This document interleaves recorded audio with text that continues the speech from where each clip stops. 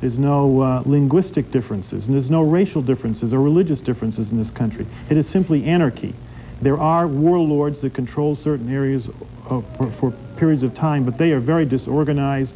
They are not particularly well disciplined or well armed, and as a result of that, I think our intervention there is going to be quite as difficult as some people in the past have suggested. Well, as we look at this video that we've been seeing, let me ask Representative Wheat this question. Many of these so-called thugs that people point out that are causing all the trouble are teenagers with guns, and we just saw some of them there. Do you think that U.S. troops will shoot at these teenagers? Well, we hope that there won't be many military incidents. As Mr. Natsios points out, this is not a situation like Iraq or Kuwait where we'll meet an organized, disciplined military force.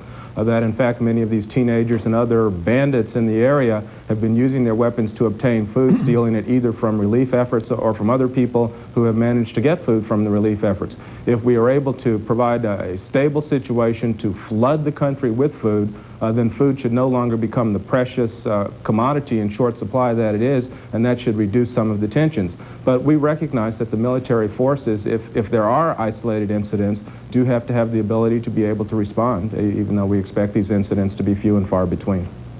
We certainly hope so. We thank you both for joining us, Representative Alan Wheat, Missouri, and Andrew Natsios, President's Special Coordinator for Somalia. Thank you both.